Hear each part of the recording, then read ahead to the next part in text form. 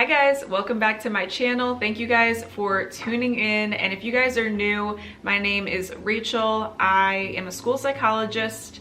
I've been a school psych for 2 years now, and I'll be starting my 3rd year in like 5 weeks.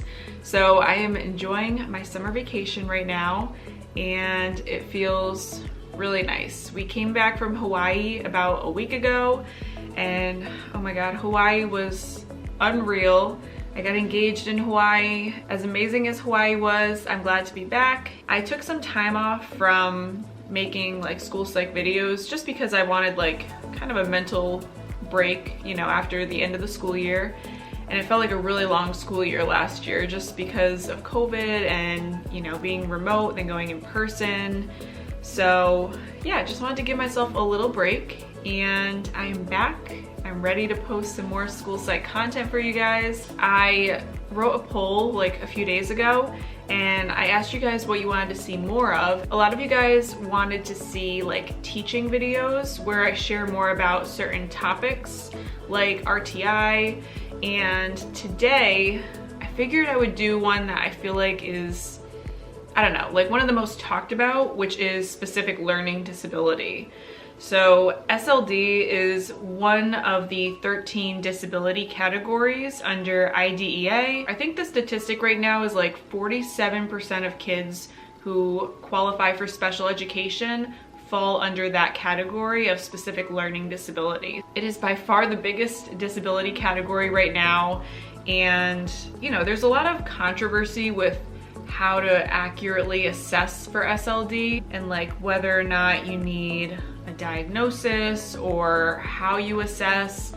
So yeah, I thought I would just kind of give like a basic overview today about what it is, what are the 4 criteria that you have to either have or rule out in order to determine if a kid has SLD. I'll also be reviewing the 3 main ways that SLD is assessed and like determined. So using RTI, pattern of strengths and weaknesses, and the ability achievement discrepancy. And then I'll just talk about different things that you can incorporate if you're a school psychologist or if you're like training to be one. Just things that, you know, you typically do in an assessment when SLD is on the table. So let's get started.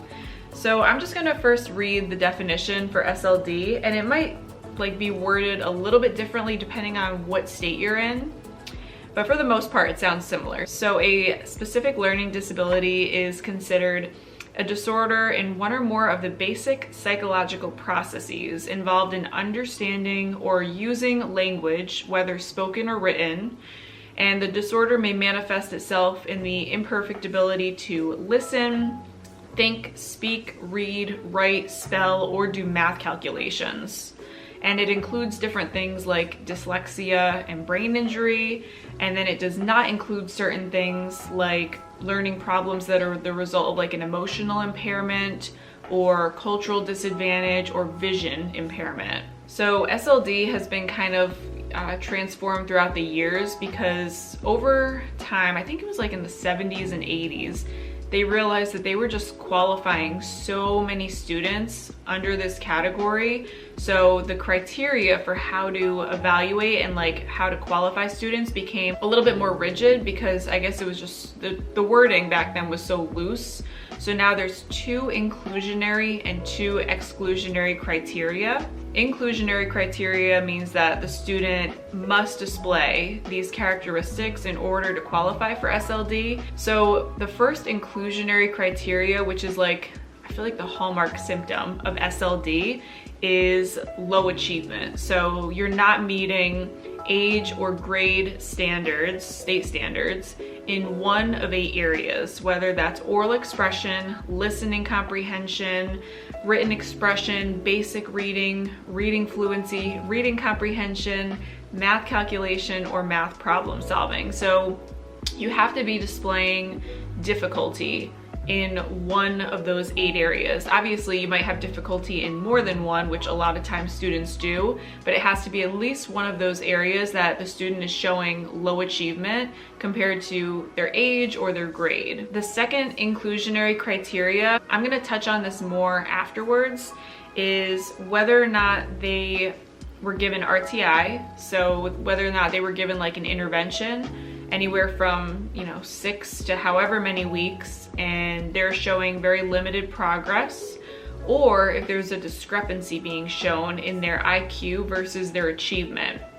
So I'm going to talk more about those later, just because those are some of the main ways that SLD is like evaluated. So now going into the third criteria for SLD, these are the rule outs, so the exclusionary factors. So you have to rule out different things like limited English proficiency, cultural or economic disadvantage, intellectual disability, emotional disturbance. So pretty much just making sure that these other factors are not coming into play, because then those could be the reason for their low achievement, not specifically an SLD. And then the last area, which honestly I think is the trickiest rule out, is ruling out a lack of instruction. The biggest thing I like to look out for that is attendance records, because students who are absent over 20 times in the year, can you accurately say that they have a learning disability when they've missed so much of instruction? So that is like the tricky one to rule out. And lack of instruction can also be like considered looking at, the teacher's strategies, how the teacher is teaching this content to students. And like, I don't evaluate teachers and how they're, teaching. That's up to somebody else to do, but that's also a tricky part too. So lack of instruction is kind of hard to rule out, but I usually will look at the attendance. That always tells you a lot. So those are the 4 main criteria to evaluate SLD.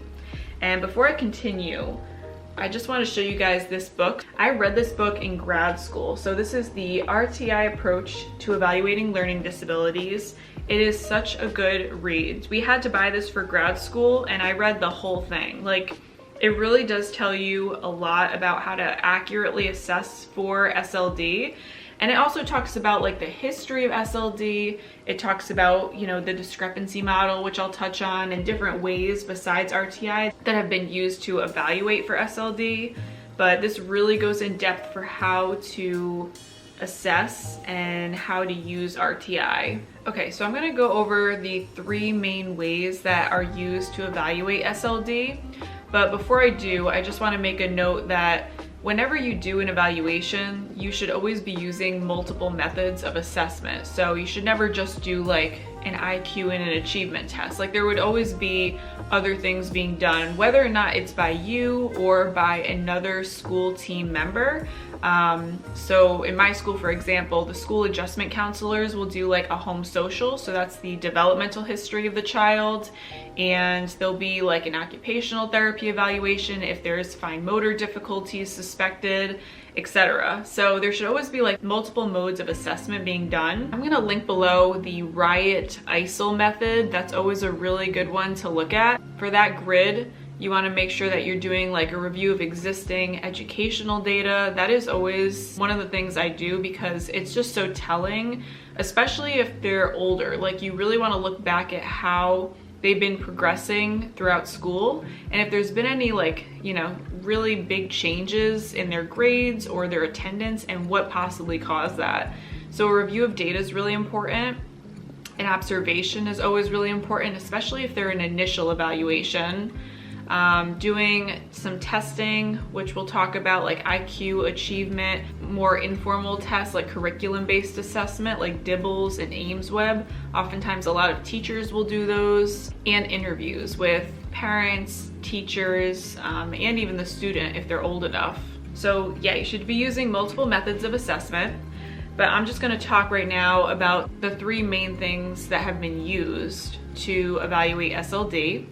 So I'll start with RTI. Response to intervention is still like up and coming, I feel like, because even though that is considered like the best way to evaluate learning disabilities, in reality, a lot of schools don't have it still, especially at the secondary level. So I haven't had too much experience like using RTI data in order to assess students. But it really just depends on where you go, because when I was in internship, The elementary school that I was at twice a week had really good RTI. They had reading specialists, math specialists, and they would work with students who were in the at-risk group.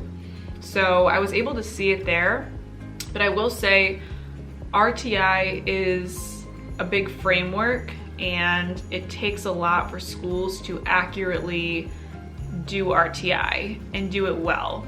So yeah, I'm just gonna say that. But RTI, the technical definition for it is the practice of providing high quality instruction and intervention that's matched to the student's needs, and you're using their learning rate over time and their level of performance to make educational decisions. So RTI has to be aligned to the core curriculum that the students are learning every single day, which makes sense. And they have increasingly intense intervention. So like tier 1 would be everyone, like 80% of the students fall into tier 1, or they should, about 80%, meaning that, you just screen them 3 times a year and make sure that they're where they should be for age and grade standards. And then you have students that are in tier 2 that might need more small group instruction in reading, writing, or math. And then tier 3 is typically very individualized, where the student might be meeting alone with a special education teacher and working on those skills. And RTI, the minimum that you should have, like the minimum I would say amount of data points is at least 4, at least. But a lot of times people will do an intervention for like 6 to 12 weeks. And after the 12 weeks are over, or however long you do the intervention, you're tracking the progress as you go. So if you see a few data points where the student is very stagnant, then that would show that the student is not making progress with this intervention, so you might try another one to see if they are making progress. Curriculum-based assessments like DIBELS and AIMSweb, those are really good to use because they're so quick, and you can easily kind of find out, okay, does the student need help with phonemic awareness, or is it a phonics letter sound correspondence issue? Like, it really targets where they are struggling. So RTI is awesome if your school has the resources to do that, because it really does provide like the data that you need to say, okay, they're not making enough progress, so is this potentially a learning disability? And then you might have them evaluated for special education services. Okay, the next way to evaluate SLD, which is like one of the most controversial and still one of the most commonly used, is the Ability Achievement Discrepancy, or the AAD model. So this one, again, it relies heavily on test scores. Obviously, you should be doing other things as well, like the interviews, the observations, the record review. But for the AAD model, you do an IQ test, you do an achievement test, and typically with the AAD model, they say that, most students would have an average to above average IQ, and they would have low achievement in one or more areas. So there would be that discrepancy. If that was the case, and like all students have to be having an IQ of average to above average, what do you do with students that are low average or very low IQ and their achievement is like commensurate to their IQ? If you're, for example, in like the low 80s to high 70s for your IQ and your achievement, you would technically not qualify under the AAD model because you're performing commensurate to your achievement. They're the same. There's no discrepancy. So this is where this model gets a lot of criticism, because what do you do with the people that are just low achievers and, overall low IQ, low achievement? They're just stuck and they don't get support. So a lot of times people, I would say it's more like case by case. Like, you don't just not do anything nowadays with a student that is performing low in both areas. At least I would hope not. So that's why this model gets a lot of criticism, because they expect like a 30-point difference in your IQ versus your achievement, and I feel like that rarely happens. Like, I've seen that happen, but it's just not the best model to use. It's very old school, and RTI is the more suggested approach. And if you look at the definition of SLD, it starts with a disorder in one or more of the basic psychological processes. So technically the AAD model goes against the definition of SLD because it's saying that all your cognitive processes are good when you're supposed to have a deficit in one or more of those. So that's why I would rather use the next model, which is the pattern of strengths and weaknesses. So this one is good, especially if your school is more reliant on testing. So when you do the IQ and achievement test, instead of just mostly looking at the full scale IQ, which means like the general IQ score given from that test, you're looking more at each individual area. So their memory, their perceptual reasoning, their processing speed, you're looking at all of those areas. And if there's one deficit, say like memory is in the low to mid 70s, and the rest of those areas on the cognitive test are within like the average range, then the memory is a deficit, and that might impact things like your reading comprehension, your ability to just retain information and answer questions about the reading. So then you would look at the achievement test and see if the memory is impacting any of those areas on the achievement that would have memory as like a big requirement that you need. So yeah, I kind of like that model a little bit better if you're going to be more reliant on test scores, because then you're looking more individually at each index and like subtest level and seeing where the cognitive deficits that they have might have impacted them on the achievement, because then you know, okay, they're having a deficit in a basic psychological process that is impacting their ability to do such and such. And like I said before, with that Rti ISIL method, that you're reviewing existing data, doing interviews, observations, and testing all together instead of just focusing on the testing. And then the ISIL part of it, because I don't think I went over that yet, that consists of looking at the instruction. So different instructional practices that are used, like, you know, are they connecting new concepts to previously learned information? Are they doing rehearsal, repetition? And that might be really helpful if the student has like a memory deficit. And then you also want to look a little bit more into the curriculum. So like the academic skills that they're expected to know for their age and grade level. Looking at the environment is also really important, especially if they have like attention difficulties, seating them around peers that are less distracting, or in front of like less visual stimuli that they might be distracted by. And there's other factors that are like a little bit harder to assess for, like if they're living in a one bedroom with a bunch of family members, then it might be really hard for them to focus on doing homework and studying. So those are other things that definitely might be impacting them in school. And then you also want to just look at the learner themselves, like the different qualities and characteristics that the student possesses. So if they have, like I said, difficulty focusing versus really good attention, or if they have like a low sense of self-efficacy in their ability to do math or reading tasks, that's definitely going to impact them in school as well. So I hope that this video was helpful for you guys, especially if you know, you're learning about the disability categories right now. I know that SLD is one of the trickier ones to identify. Like I said, there's many ways that you can evaluate for it. I honestly think just it's case by case. Every kid is so different. So, you know, if you guys have RTI in your school, then definitely make use of that when you're, you know, going through the eligibility process, because that data is going to be so helpful. But just make sure you're collecting multiple methods of information, not just test results. That's the biggest thing. If you guys like this video, make sure to give it a thumbs up down below, and make sure to subscribe to my channel. I make new videos every week. And until next time, I'll see you guys very soon. Bye.